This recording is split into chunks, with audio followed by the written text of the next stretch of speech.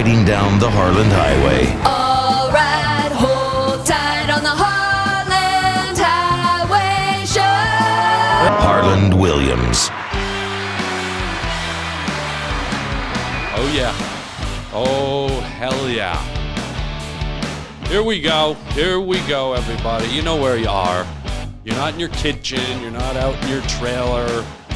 You're not in your boathouse sniffing cobwebs. You're not down in the root cellar eating gourds and pumpkin rinds. You're here. You're on the highway that gets you there, the Harland Highway. We're going to get you there. Today's another beautiful journey where we're going to get off on all kinds of different exit ramps and see what's there, explore, adventure, do what we need to do to make life fun.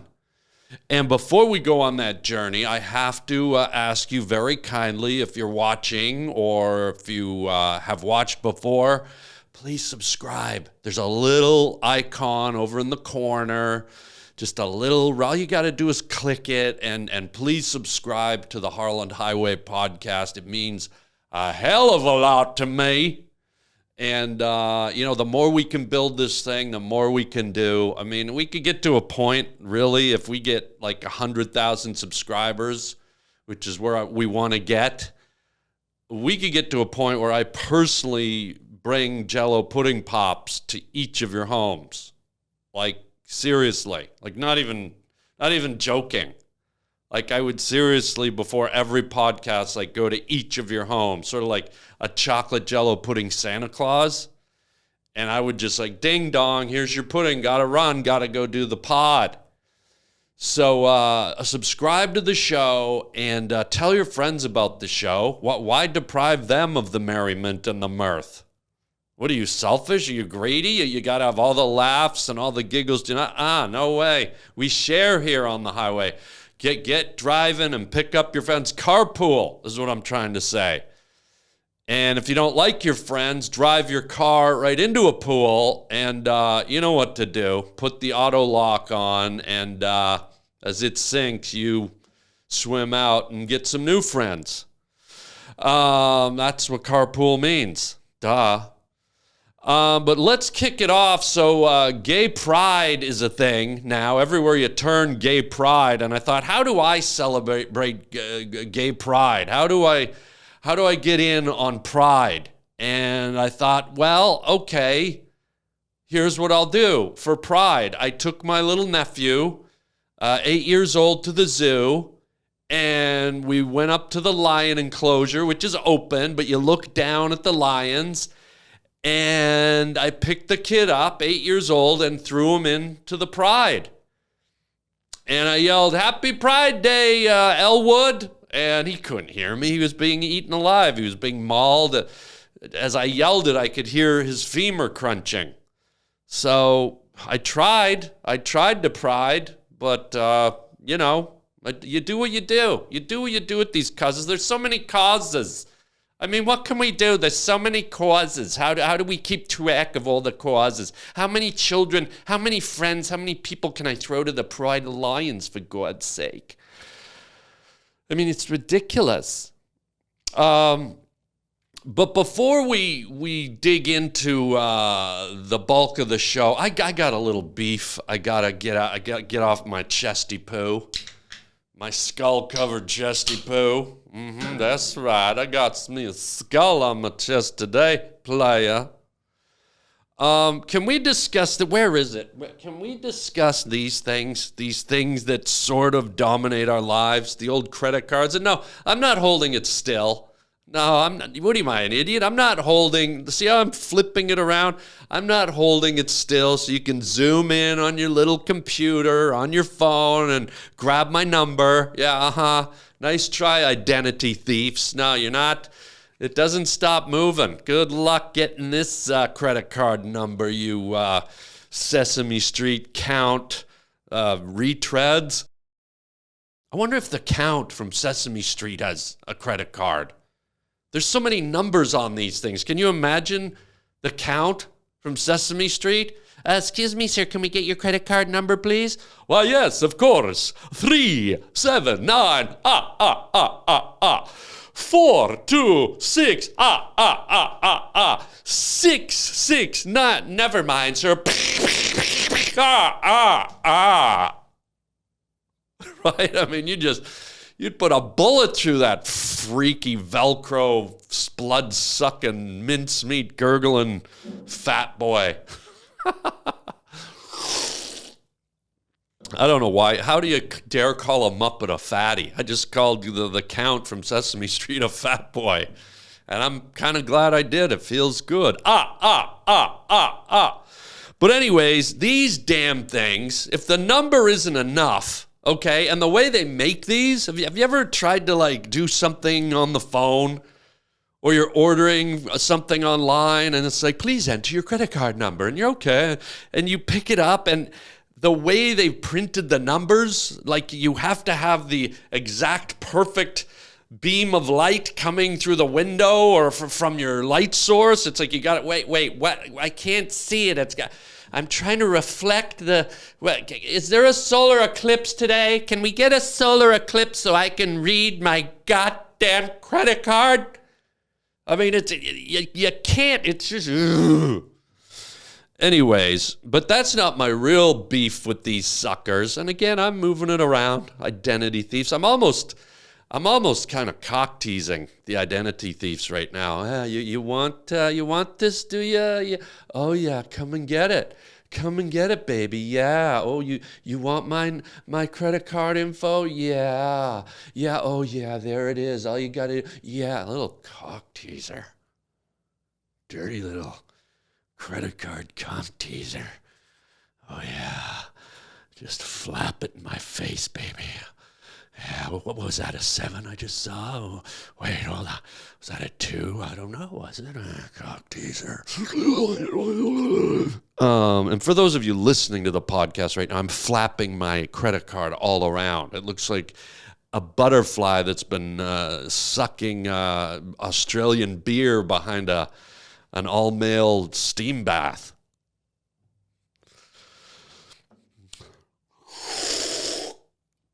But here's where I'm going with these damn rectangular plastic life source things.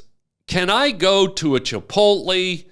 Can I go to a department store? Can I go to a gas station? Can I go somewhere? Can I go to a drive-through window where maybe, just maybe, you technology credit card wizards from the evil mountain of Visa and American Express mountain, do you think you could make one credit card reader that I know how to operate? Is it possible we can just get one uniform credit card reader where the stripe goes this way and the chip goes that way, and you put it in this and you swipe it that way, and why don't you fold it into some origami and make it into a little swan and then put it in? Or what, the chip goes, how does it go? It goes up, so I got it in. Have you ever done that? You just want like a burrito bowl from Chipotle. You're hungry. You've been at the gym. You just want to go home. Sit in front of your TV with your burrito bowl and munch. And then they go, would you please insert your credit card, sir? Almost evil, like they know what's coming. They've got this boring job where they sling rice and chopped chicken and shredded pigs all day. And they need some entertainment value. They need something to amuse them as they become zombified, just taking order after order. And like, sir, will you insert your credit card, please? And in their head, they're going, watch this. And it's like, sure, yeah, can I? Sir, could you take it out and try again? Yeah, what, do I sweat? Do I put it in at an angle? Sir, if you, maybe try it the other way, sir. Okay, maybe you know what I'm talking about? It's like you just came for a snack and suddenly you're trying to work out a Rubik's Cube. Every GD credit card reader has its own freaking way to do it. Upside down, sideways, the chip, the tap, the slide. Sounds like something you do in a Motel 6 hotel room on a Thursday night in Fresno. the slide, the tap, the push, the insert. That sounds actually dirty. Maybe that's what's happening at these places. Yeah, stick it in again, sir, and then slide it. Stick it in and slide, and then pull it out and tap, and then insert it again, and just give it a little push, and then slide it again, sir. I mean, what kind of perv activity is this? So anyways, can we do away with these at some point? And then the magnetic strip thing, it wears down. I don't know how a magnetic strip wears down. It's just sitting in my wallet, but, I have a credit card for 4 months. And then I pull it out and I look, and then it looks like my magnetic strip is married to a wife beater. My magnetic strip has dark blotches on it and bruises, and there's places where it's peeled off like a scab. And I'm like, good God, who beat you up with an axe handle there, MasterCard? So, I got to biatch a little about it, and hopefully one day these things are just a thing of the past. And then the other thing is, even when you do get it right, have you ever tried leaving an underground parking garage or at the drive-thru, and because of COVID, now they hand you the little card reader, and now you gotta become like Mr. Exact, right? You gotta find this little tiny slot that's as thick as the damn credit card, and now you're like, and if you got any kind of little tremble in your hand, or the guy holding it's got Parkinson's or something, it's like,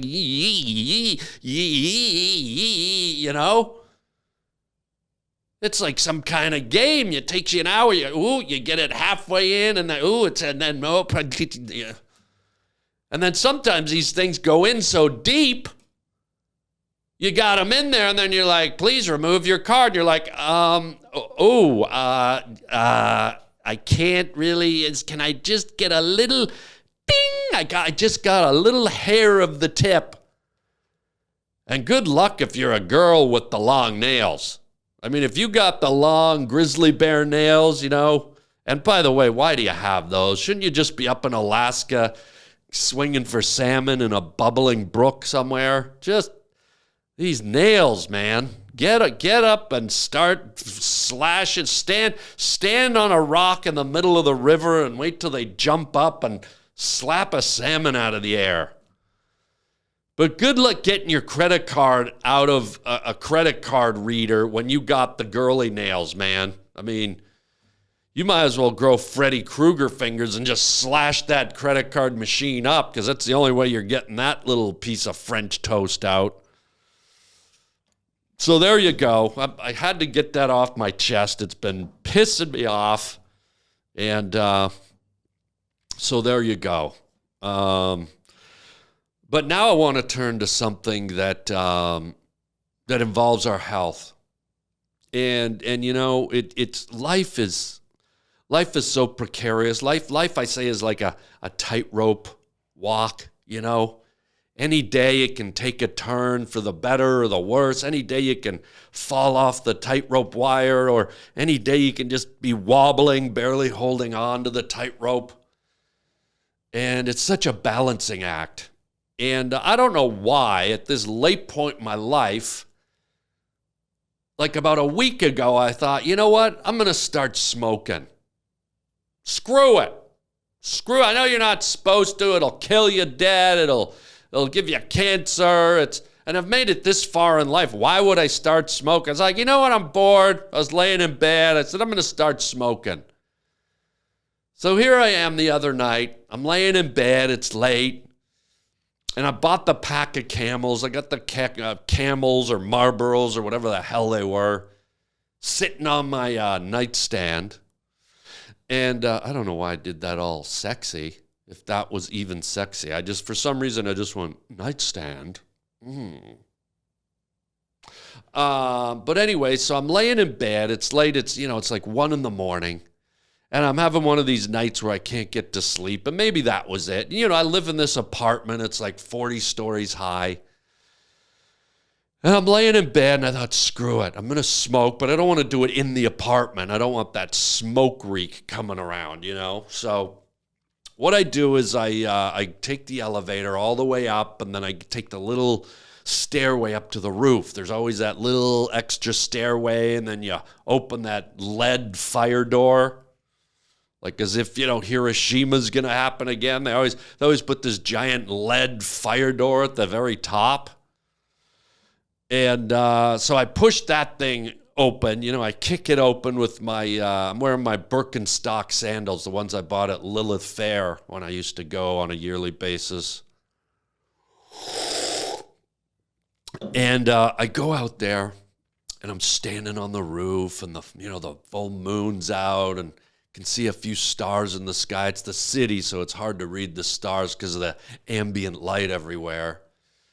You know, the traffic's humming down below, and the lights are twinkling around the city. It's kind of peaceful, kind of nice, and there's a slight breeze blowing, and I pull out the cigarette, and I light the tip, and I take my first drag. I'm like, could feel it going into the lungs like a ghost, an arsenic ghost full of poison, just trickling inside of my human form, ready to pollute and contaminate and disease me. For $12.99 a pack, why not? So I'm like, and just as I start exhaling, and the cancer ghost is wisping out of my lungs and into the night sky, I look over to the far side of the roof, and my God, I see a woman standing there. A woman standing right on the edge of the roof, right on the precipice, as they call it.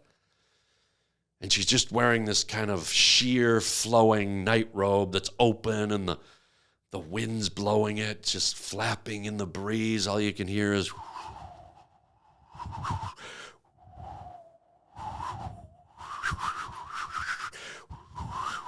And I'm thinking, it's not that windy out. And I look over to the other corner of the roof, and there's a homeless guy perched in the corner making wind noises. No, that's not true. That is not true. But, you know, you could just hear and her robes flowing. And the full moon, she's naked underneath, and the moonlight's illuminating her milky orbs. Her big breasts are lit up by the moonlight, glowing. They almost look like giant, I don't know, koala eyes. But if a koala had Down syndrome, like Down syndrome eyes. And just, I could see what I didn't want to see. And then she had a cesarean scar across the width of her belly. It was so wide that if you dipped this woman in orange dye, it would look like someone cut a jack-o'-lantern mouth onto her abdomen.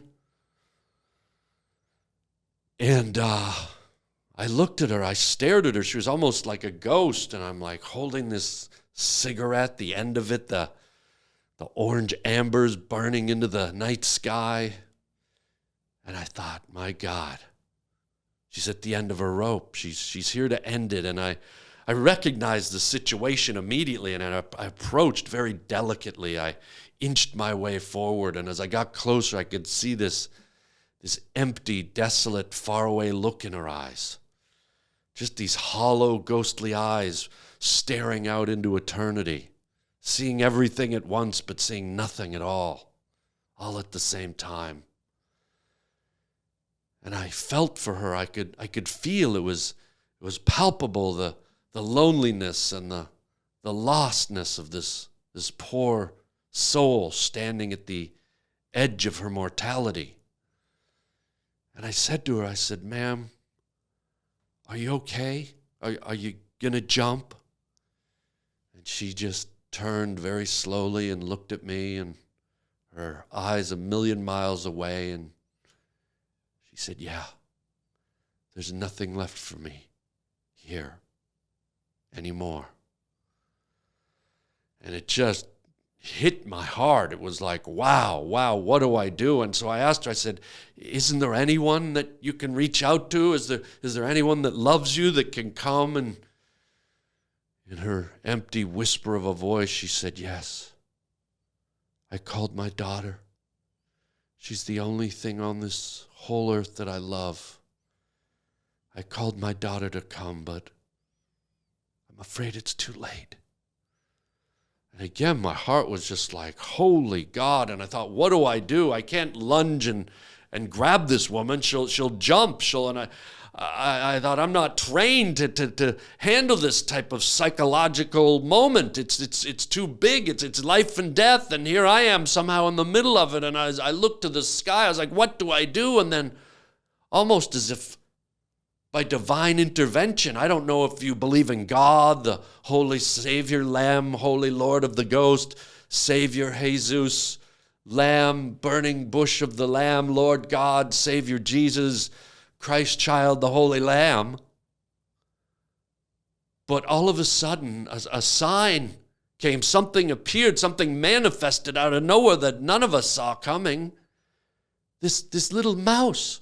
A little city mouse, a little gray mouse with little curious black beady eyes glistening in the moonlight. He ran up on the ledge right by this lost soul's feet. And the woman noticed the movement and she looked down.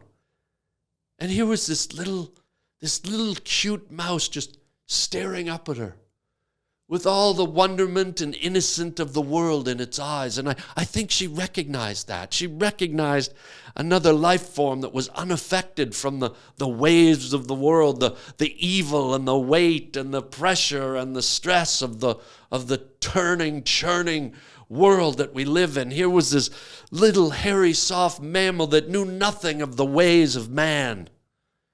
And it just looked up at her with the most innocent of all looks, like a newborn baby looking into its mother's eyes. And almost instantaneously, this woman who was already beyond living, her demeanor changed. She looked down and I saw a smile creep across her face, a smile. Suddenly this little innocent mouse, this harmless creature, somehow injected into her a moment of life.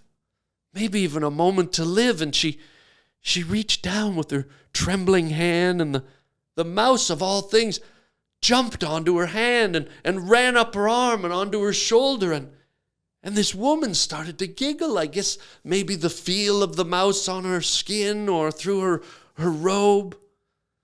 Or maybe she was just amused that this wild creature was somehow unafraid of her and not aware of her torment. And I sat there in wonderment going, oh my God, this little creature is somehow, without it knowing what is happening, has turned this woman. He's somehow miraculously brought this woman back from the edge of doom. And then the little critter ran up the back of her neck and perched on the top of her head. And this woman who had shown no emotion, who was blank as a zombie crying in the night, suddenly her face filled up with emotion and life, and she actually started to giggle out loud. She was laughing. She was like, oh, this little creature brought her joy, and I could tell maybe this was the catalyst to bring her back, pull her back to the world of the living and give life another chance. And I reached out my hand, and I said, would you like to come back? And through her giggle, she said, yes. Yes, I would. And she started to reach for me. And as our hands almost touched, from out of the darkness, swooping down from the shadows and the black veil of night, a large owl, a huge owl with its 4-foot wingspan, had spotted the little mouse perched on this woman's head, and it came flying down, and boom, it grabbed the mouse, but in the process hit the woman's head and knocked her off balance. And she sadly spiraled over the side of the building and careened towards the ground. All I could do was run to the ledge with my arms still out and watch her fall 40 floors And down below, as she fell through the empty sky, a young girl stepped out of a taxi cab and ran towards the front of the apartment buildings, towards the entrance. And I saw her look up as she heard screaming from above. And as she looked up, a sense of recognition on her face. It was the desolate woman's daughter. And she tumbled through the air and landed right on her daughter, killing her instantly and killing herself. And now here I stood, bathed in the glow of the moonlight. Nothing but a half-burned cigarette in my hand, the smoke twirling up into the stars like a million sparkling teardrops that watched the whole ordeal.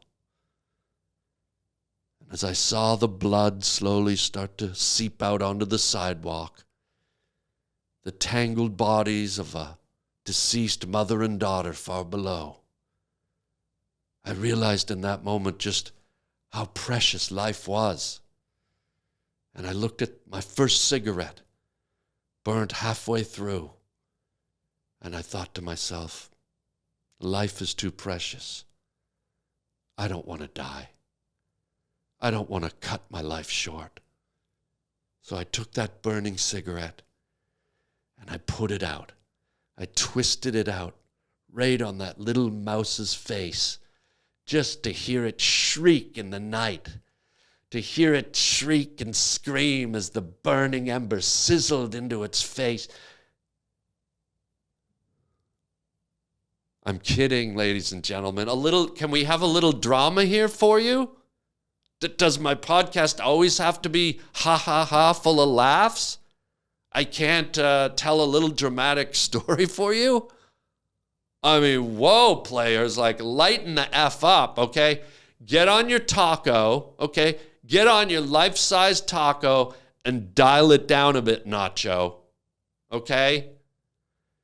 Because if you can't handle a little drama thrown in with the comedy, then maybe you better get on your Nacho-mobile, go to the Taco Bell drive-thru, order some hot sauce, squirt it in your eyes, go stand on the nearest train track, hope that the train's going to fuck off town, and you get hit, and ride the front grill all the way through the mountains until it drops you off deep, deep, deep, right in the middle of fuck off town. Okay, look, gang, I'm just messing with you. Holy God. Wow. You know what we'll do? Why don't we let's all take a deep breath. Maybe that drama was too much. I did not put a cigarette out in a mouse's face. You think I'd do that just after watching a mother murder her own daughter by jumping on her in the middle of the night? And I don't live in an apartment building, okay? Does that help? Does that help make it all real for you? Can I get a little, yeah, thank you. Hello. I appreciate it. That story wasn't easy to tell, the old first time smoking thing. But since we're talking about first times, let me tell you a real story, okay? This is the first time I tried mushrooms finally. Seems like everybody's doing it. And I love how people are kind of pretending that it's legit, and maybe it is. I don't know. I'm not a chemist. I'm not a mushroomist. I get the sense there's this whole kind of vibe going around that, like, all of a sudden mushrooms that have been illegal since the beginning of time and mushrooms that have properties that can alter your reality. People are sort of selling them off now, like, oh yeah, mushrooms, I microdose. I do a bunch of them every day, or I take a little every day, and oh my God, it makes me so much more creative. I mean, I closed an oil deal in Saudi Arabia. I couldn't have done it unless I was on mushrooms watching an elephant chew through a log cabin. But there seems to be this kind of place now where they're being legitimized and they're being normalized.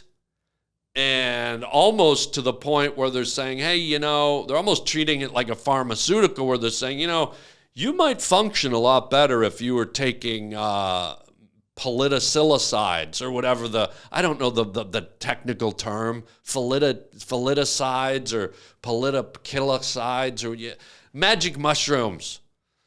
And they're kind of almost making it seem like it's normal to do it, and maybe you're not normal if you're not doing it, and that microdosing and taking poison mushrooms every day will increase your productivity and make you a much better, well-adjusted, functioning human being in everyday society.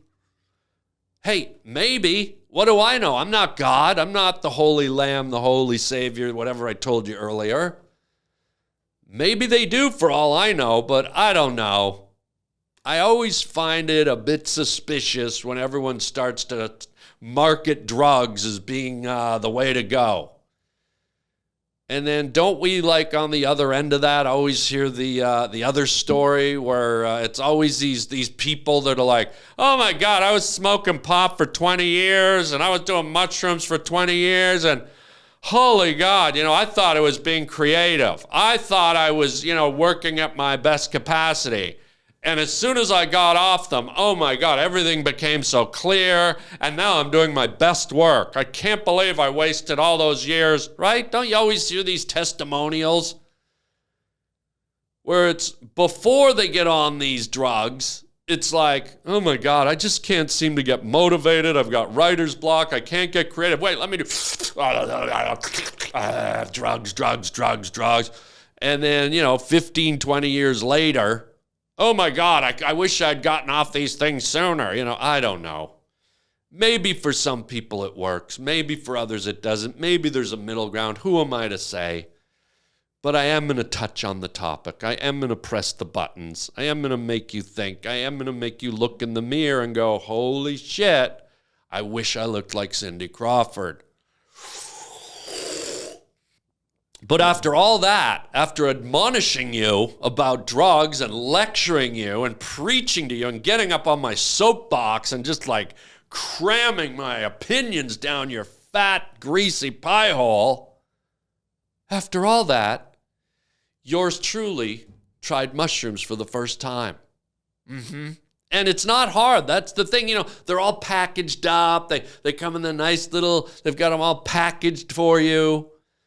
And so I get these things last weekend, and I'm by myself. I want to try them by myself. I've never had mushrooms, so I open the packaging, and, I bite in. I'm like, I'm eating the mushrooms. And they say it's like an hour. It's about an hour before they start to kick in, and you start to feel whatever you're supposed to feel. So I'm like, okay. I time it out accordingly. I started at 7 o'clock at night so that I'd have time for whatever was going to happen. And an hour ticks by, and I'm sitting here, and I'm going, not really anything. Not feeling a thing from these mushrooms. So I take another big mouthful. I'm like, oh, no. And some of you are experienced mushroom eaters are probably going, oh my God, you don't do that. Sometimes it takes a little longer, but I was a bit impatient. So I took another mouthful. 2 hours go by. Okay? Nothing. Nada. So now I'm like, I take like a bunch more, stuff my face with these mushrooms. 5 hours go by. Okay, now it's like 1 a.m, nothing.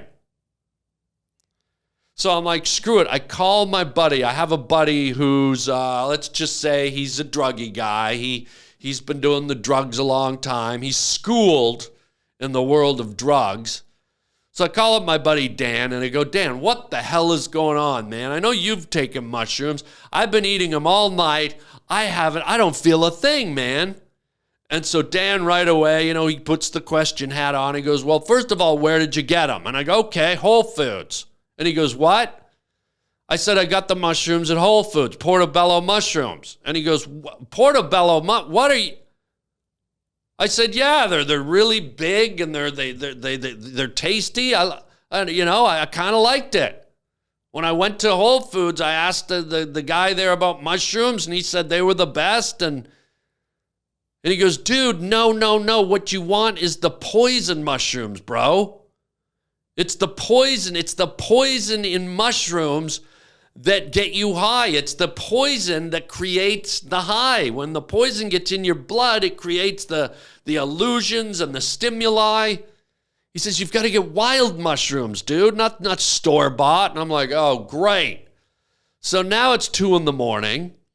I'm down by some polluted river here in Los Angeles. It's not even a real river. It's like a concrete causeway with mold and seaweed. And I've got like a little miner's hat on with a flashlight. And I'm crawling around on all fours looking for wild mushrooms on the banks of this river where, corpses roll by, little white boys and Armenian kids and Latino children and Asian people, just bodies of all races, nationalities, and religions. There's a body rolled by with a yarmulke on. It's LA. There's bodies everywhere. You don't go fishing in the water in LA. You go searching for loved ones, missing loved ones. And so now I'm rummaging around on the moldy shores of Death River. And, I got my hands and I'm feeling around for mushrooms, and there's like raccoons beside me and porcupines and possums. And, now I'm like a hunter-gatherer. I'm scavenging for food on the shore banks with these nocturnal animals. They're there looking for salami and bratwurst and crayfish and, loaves of bread and chili dogs. I don't know what these wild animals eat. What raccoons eat? What does a porcupine eat? Pork? I mean, it's got the name pork. What are they out there looking around for? Pork chops and curly fries? I mean, possums look like they probably eat curly fries. Have you seen them? They're all greasy and creepy. They look like if a rat got raped by Dracula. That would be the kid, a possum. A curly fry eating rat vampire freak. So now I'm reaching. Sure enough, I find some little wild mushrooms rolling around in the swamp and the muck and in the mildew. I think I rolled a corpse over of a little Swedish child, and there was some wild mushrooms growing underneath. So now I'm picking these and I'm popping them because now I'm like, let's get going with this. And I think I did feel the poison because suddenly my body's just short-circuiting. And I'm kind of walking out of this river, Death River, like a zombie. I'm like, ugh, I'm drooling. There's froth coming out of my mouth. I look like Cujo just dug up a date at the pet cemetery. My fingers are curled up like an old lady that just won the world record for knitting a sweater or something. I'm just like velociraptor claws over here, right? And I'm like, ugh, and then I collapse on the street. Next thing I know, I wake up 7 days later out of a coma. I almost died, and I phoned Dan, and I go, Danny, what the hell, man? You said get the wild mushrooms. The poison will do the trick. He goes, no, man, you need magic mushrooms, you idiot. He called me an idiot. Can you believe that? A buddy, a friend calling me an idiot. Like I'm an idiot. I mean, you've been listening to the whole show. Do I seem like an idiot to you? Hello? I said, do I seem stupid to you? What? I hope you're not thinking what. So anyways, I get out of the coma, and I'm determined to do this. So now Danny says, dude, you got to get magic mushrooms. That's what I'm talking about, the magic mushrooms. And I'm like, okay, you couldn't have said that at the beginning before I went to Whole Foods, before I went down to the river and ravaged around for wild mushrooms with these roast beef eating night critters.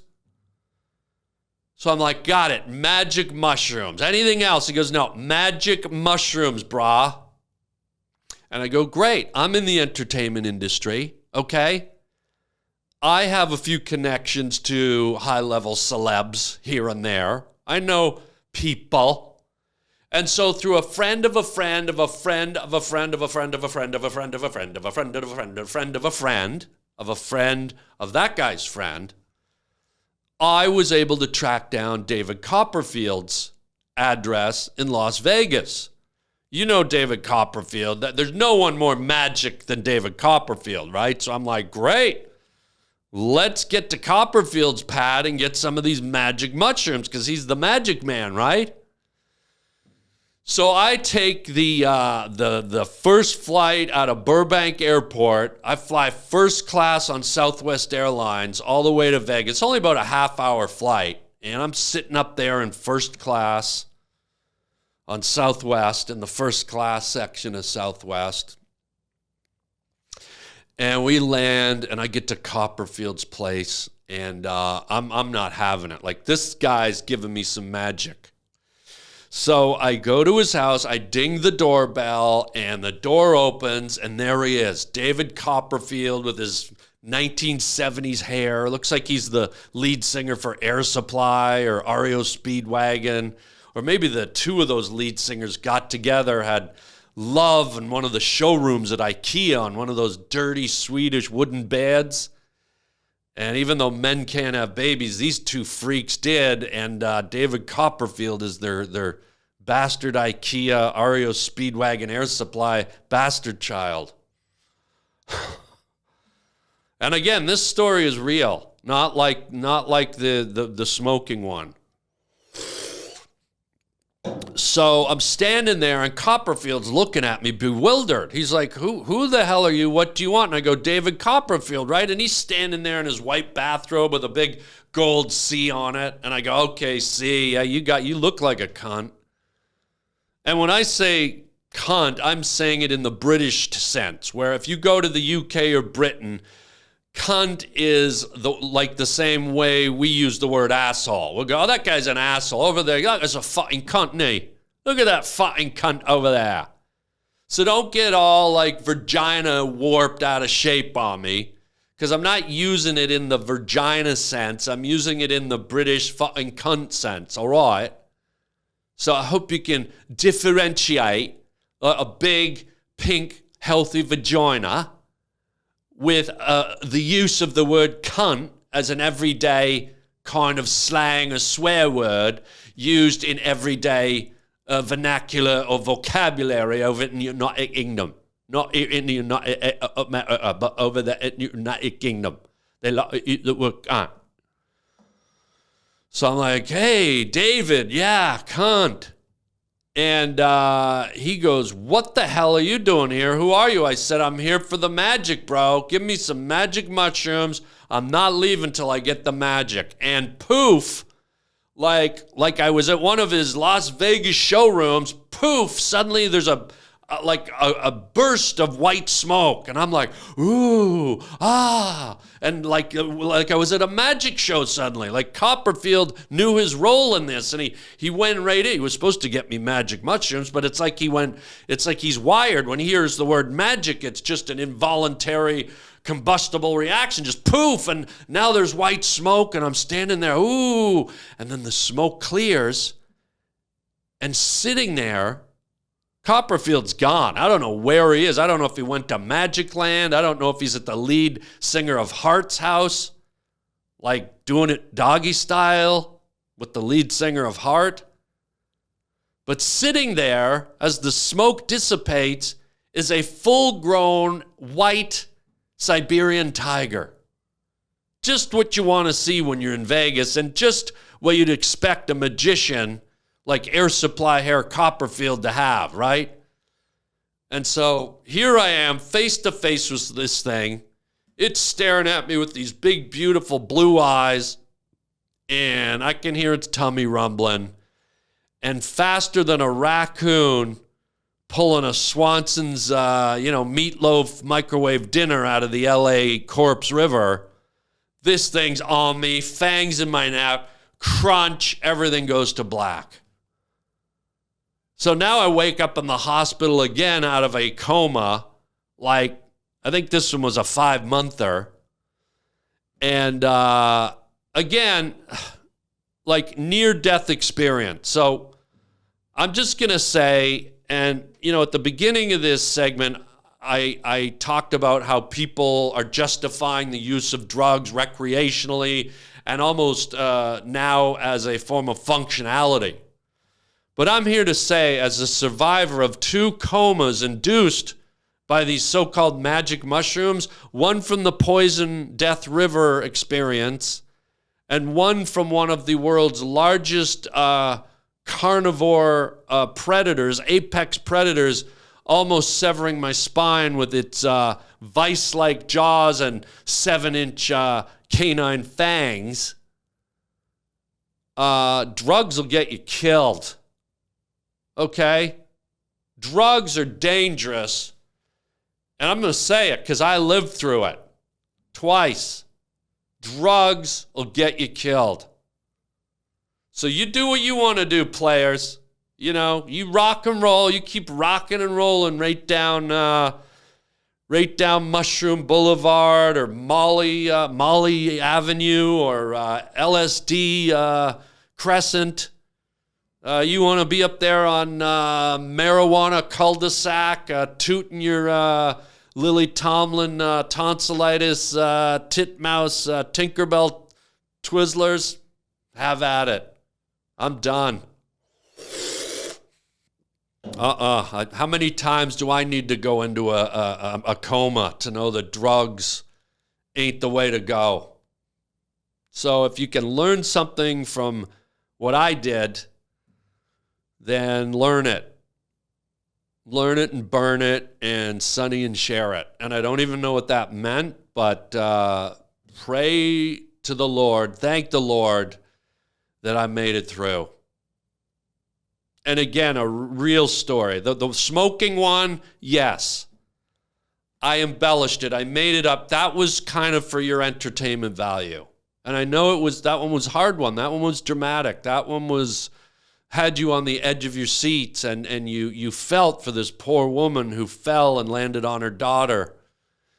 And I put a cigarette out on a little mouse's face.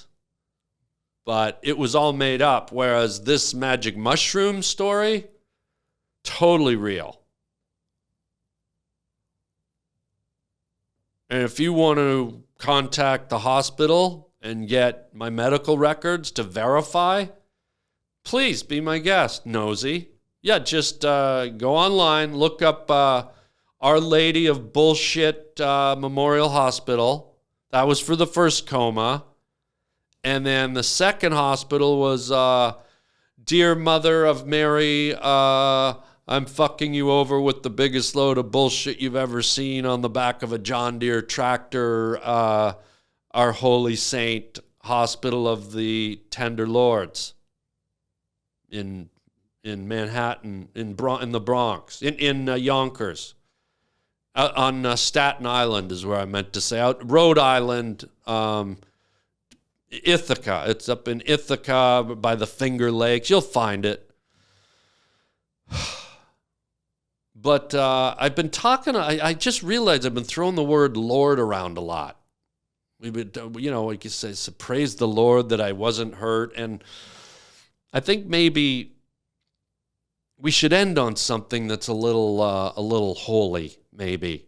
And this is something that's been occurring lately. Nowadays with the advent of Spotify and our playlists in our devices, how often do you really listen to active terrestrial radio anymore? Do you listen to it at all? Do you listen to an AM or FM station and groove along? Well, I'll tell you, the only time I do it now is when I'm driving. And I drive a lot. I'm an active guy. I'm a cosmopolitan guy. I'm on the go. Daddy's on the move. Daddy's got to pop the popcorn. Daddy's got to sizzle the bratwurst sausage. Daddy's got to flip the flapjack. You know how I roll. And here I am rolling around town, cruising really around town, hustling around town is what I do. And I got the tunes. I got the tunes on the car radio, but here's the dilemma. I am a channel surfer. I'm not married to any particular station. I don't I don't have the time in my day to wait around for you to play a song that pleases my audio sensory apparatus. I am not going to kneel down and be your servant. I am not a slave to your playlist, okay, you greasy, chestnut cracking, fucking dragon slaying, snot rag licking radio stations. I want to hear what I want to hear when I want to hear it. And so I surf as I'm driving. And when you do that, ultimately, you get all flavors of the music buffet. You get heavy metal, you get rock and roll, you get pop, you get country, you get Latino, you get news, you get all these different styles of music. And it's kind of fun because it's really the only chance I get to discover new music and new hit songs and stuff. I didn't know who Dua Lipa was. And then I started hearing her songs over and over on the radio when I'm cruising around town. And suddenly now I'm aware of Dua Lipa. Whatever, I don't know if, is that one of the Winnie the Pooh characters? We got Owl, we got Eeyore, we got Kanga and Roo. We got Winnie and Dua Lipa and Eeyore too. Thanks for noticing me. I'm Eeyore, and this is Dua Lipa. Oh, stuff and fluff. Excuse me, Dua Lipa, but would you happen to have any extra honey, Dua Lipa? Okay, why we just went there, I don't know. And again, I'm going to turn to the Lord and say, what is happening to me? Dear Heavenly Lamb, Lord of the hosts, why was I born this way? Why am I off? Why am I not like the others? Dear Savior, Lord of the roast beef, Lord of the rings, Lord of the dance, heavenly hash ice cream. So anyways, when I'm cruising along, there's one genre of music that is a little odd to me. And here's what happens. I'll be cruising through, I'll hear the Dua Lipa, I'll hear Sting from the Police, I'll hear Def Leppard, and then all of a sudden I cruise onto a song and it's kind of like, okay, you know, it's kind of catchy and poppy, and I'm like, oh, maybe this is a new one. I don't know who this is. I'm not sure who this artist is, but yeah, it's kind of got a cool little beat and it's kind of catchy, and then you're kind of going along and you're like, it's sort of there, but there's something a little off. Something in my warning system in the back of my brain is going, why isn't it? It's sort of going up the hill, but it's just not getting over the hump. And it's like, you know, it's a nice song. It's like, I am loving all the life and I am living with my lover, and I'm like, okay, it's sort of rock and roll, it's sort of a little bit country, but what is it? Something just a little off musically and lyrically, and what is? And then all of a sudden you hear it. You're tapping your feet and you're kind of getting drawn in, and then all of a sudden you hear, and just like the Lord on the crucifix, I was standing there frozen in the night. Oh, the Lord on the crucifix, Holy Lord Savior, won't you take my hand, pull your hand off the cross, pull the nail from your hand, and help me through the night. And I'm like, wait a minute, I just realized, and I got nothing against you if you like the Christian music or the holy roller music or whatever you want to call it, like God rock, or whatever it is, I got nothing against you. God bless you. I believe in God. I got nothing bad to say about you for that. But there's something about that music. It's sort of, and now you can you get the Christian rock radar on, and you're like, wait a minute. It sort of pulls you in. And then all of a sudden, and as I stared out on the lake, I decided to grab Jesus in my mind and run across the water. Oh, the Lord had me run across the water. And me and my girlfriend had some kid. You know, there's always like suddenly you're doing something with Jesus, you're snowboarding, or you're on a toboggan, or you're watching the baby Lord Jesus in a cradle playing with a yo-yo, or God has come down and put a miracle on your dinner number 4 at the Chinese restaurant. I don't know. There's always some weird, suddenly God and the Lord appears in these songs. And I realize, God, this is what takes me out of them. And it's not because I'm anti-religion or have anything bad to say. It's just there's something about them. They're just a little bit cheesy and they're corny. And back in the day, these songs, you knew when you were getting like religious music because it sounded like a choir and it was like, oh, Lord Jesus, take us to, It sounded like church folk singing. But now they've kind of packaged the holy music to sound like a good old-fashioned rock and roll song or a pop tune. Some of them even have a little bit of rap in them. And I've even heard ones that were sort of heavy metal. It was sort of like, it freaked me out. It was like, oh yeah, it's Saturday night. It's Saturday night. Everyone's out drinking. Yeah, but Jesus got me by the waist and he's taking me down to the Dairy Queen so I don't have to have alcohol. Yeah, God, I just swallowed some air particles that were laced with chloroform extortion fellatio filaments. And I think that might have been God punishing me for daring to do a piss take on the religious music. But please know, Lord, and please know my viewers, I do not begrudge you or say anything defamatory if you're religious. I got no business doing that. We're all entitled to believe in whatever we want now. Put your hand up to the podcast. Put your hand on the podcast and believe now that from this pulpit where I sit, we are all entitled to anything we want to believe, anything we want to be spiritual about. Put your hand on the podcast and say it with me now. We are free to do what we want. And I think by now most of you have bailed out. I'm sensing that most of you probably have bailed out, shut this thing right off, probably not even hearing what I'm saying right now, and I don't blame you. Right at the end there, just pretending I'm a pod evangelist or something. New word, by the way, pod evangelist. But I think we got to end it there. And I think most of you are probably on mushrooms by now anyhow. But before we go, don't forget, if for some reason you can't watch this podcast on your YouTube or on your phone, excuse me, you can listen to it on audio. We have relaunched the Harland Highway podcast in an audio format, and you can listen to it on any podcast platform. It's called the New Harland Highway because I don't know if you know it or not, but back in the day, for the last 11 years, with a 4 year break in between, I did over 1,000 episodes of the Harland Highway, audio only.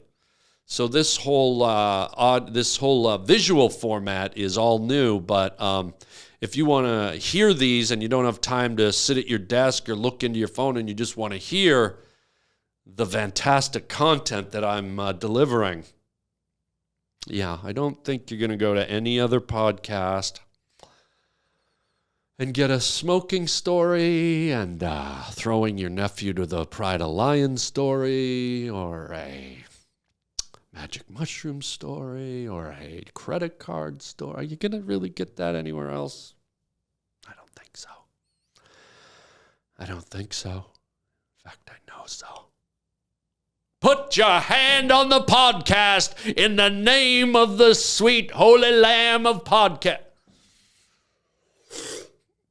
So anyways, please tell your friends about the Harland Highway. I said it earlier, I want to get up to 100,000 subscribers. I want to get beyond that. So please do your part. Just subscribe. If it hurts your finger to press that button, so be it. Have a crippled finger for a few days. But come on. Help a player out. I need to get my mushrooms, and I can't do it unless I get 100,000 subscribers now. So please subscribe. Please inform your friends of the Harland Highway podcast. Imagine how happy your friends are going to be when you guys can have a conversation over lunch and go, oh my God, Sarah, if you hadn't told me about the podcast, I never would have heard the smoking story. I never would have heard the magic mushroom story. I never would have heard the credit card thing or the Pride of Lion. Thank you so much. Thank you for being a friend. But seriously, no, please subscribe. Tell your friends. Get the word out. Just share the link. And also, when you watch the podcast, don't be afraid. Leave a comment down below. Love to hear what you think. Love to know if there's anything you'd like to see or a topic you might want to hear me ramble on about if you can dare. Because you know it ain't going to come out normal now. But I'm up for the challenge. If you have a goofy topic or a serious topic you want me to comment, I'm not saying I will, but I'll take it into consideration now. I'll bring it in and suckle it on my womb.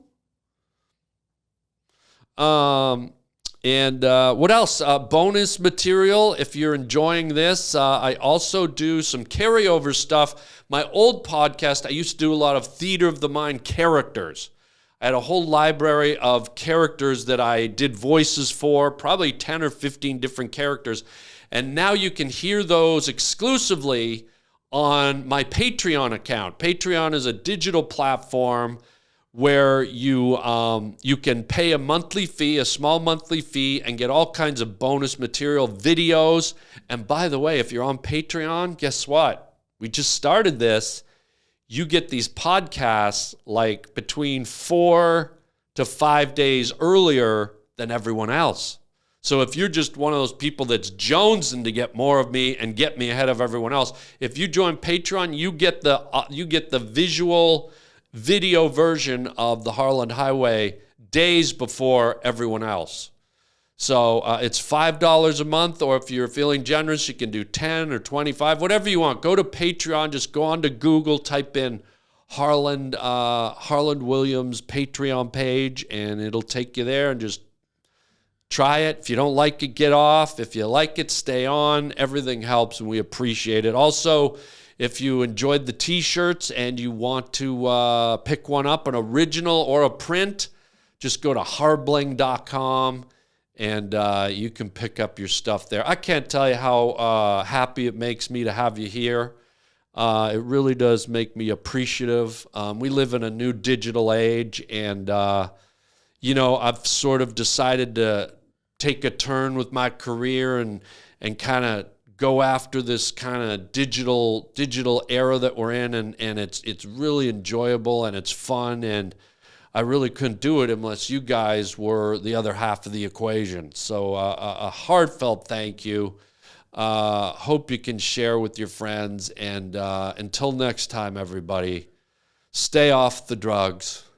Stay off the edge of the building. Stay out of the creek. Stay out of the zoo and the lion's den. And stay out of that crazy, crazy Christian music. And until next time, chicken chow mein, baby.